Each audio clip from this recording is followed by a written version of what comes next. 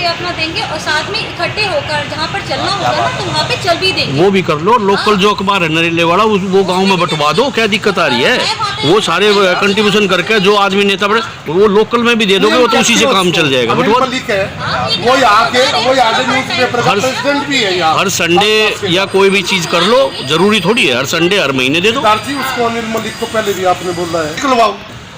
देवेंद्र जी बैठे हैं, शांति भाई, सारे लोग बैठे हैं जो वही। हाँ, दूसरी जगह चले गए आप ये क्या होगा वो नहीं है। आप बीमारी में कांग्रेस की वोट सारी आपने सिर्फ यूं भी करेगी ना, कोई उन्हें सटेड़ नहीं है। तो हमने मीटिंग तो इसलिए बुलाई थी कि हम अपने कांग्रेस परिवार में बैठ के कांग्रेस की मजबूती की बात की जाए।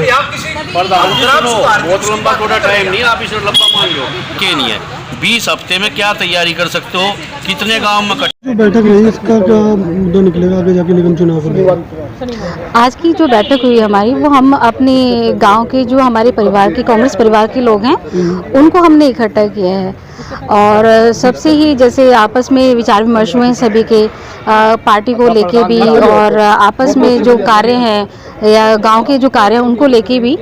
तो बस एक तरह से जुड़ाव का कार्य है, ये गेट टुगेदर था। उसका कुछ खास वो नहीं था कि मोटिव नहीं था कि चुनाव को लेके ही हम आपस में मिल रहे हैं। ये सब हम आपसी एक गेट टुगेदर हमने रखा। इसको आप चुनाव के लिए कह लीजिए या आपसी मेल जोल ऐसे ही कह लीजिए, कुछ भी कह सकते हैं। राजेंद्र जी, आज बताएं कि किस तरह की जो बैठक है वो आयोजित की गई थी अलीपुर गाँव में कांग्रेस की तरफ से। देखिए, बहुत दिनों से हमारे जितने भी कांग्रेसी भाई है, परिवार है, उनकी एक दिली इच्छा थी कि भी पिछले 2 लॉकडाउन में हम लोगों ने अपनों को बहुत कुछ हद तक खोया है, बहुत कुछ हद तक हमने अपने आप को अकेला पाया है। तो बहुत दिनों से कोई ऐसा सामूहिक कोई ऐसा प्रयास नहीं हुआ कि एक जगह इकट्ठे बैठ के हम सब आपस में सलाह मशवरा करें किसी बात पर या किसी का सुख दुख बांटे। तो इन लोगों ने मेरी एक ड्यूटी लगाई कि भाई आप जो अपने गार्डन में जितने भी कांग्रेस परिवार के सदस्य हैं उनको बुलाए और आपस में एक थोड़ा सा चिंतन करें बैठ के। चुनावी स्टंट को लेकर क्या करेंगे, क्योंकि आने वाले जो चुनाव है निगम के उसमें क्या भूमिका रहेगी कांग्रेस की? देखो, पिछले 15 साल से जो है बीजेपी अपना अस्तित्व जमाए हुए है वहाँ पर। देखो, तो पहले तो सबसे पहली बात तो यहाँ इस मीटिंग में गांव की समस्याओं पर काफ़ी विस्तार से चर्चा हुई।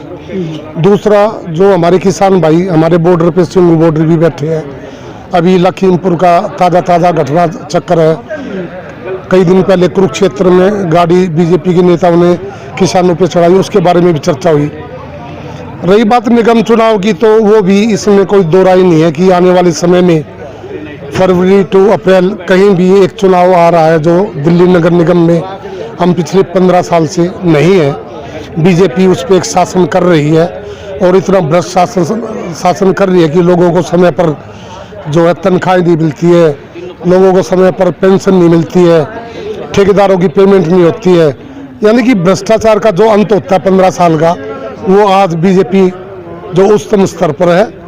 और सभी लोगों के बीच में बैठ के ये भी एक मुद्दा आया कि भी चुनाव के बारे में आने वाले समय में एक ऐसा सशक्त उम्मीदवार कांग्रेस की तरफ से उतारा जाए जो इस बीजेपी की कुशासन की कमर तोड़ते हुए वो चुनाव में विजय प्राप्त करे और ग्राम और वार्ड नंबर 3 के जितना भी क्षेत्र है उसमें बढ़ चढ़कर कार्य करे और कांग्रेस की साख को मजबूत करे। निगम चुनाव में अगर जो कांग्रेस आती है तो क्या बदलाव होंगे निगम के कार्यालयों में? देखिए, निगम चुनाव में कांग्रेस जब पहले थी तब भी बड़ी पारदर्शिता रहती थी। नगर निगम चुनाव में सबसे पहले का जो कार्य है वो ये है कि जो हम गली नाली का जो कार्य है ठेकेदारों से कराते हैं, उनकी पेमेंट नहीं होती है। सबसे पहला काम तो ये है कि जिस आदमी ने अपनी जेब से पैसा लगा के आपकी गली को नाली को ठीक किया है, बनाया है, उसकी पेमेंट की जाए। सबसे बड़ी व्यवस्था जो है सफाई व्यवस्था है।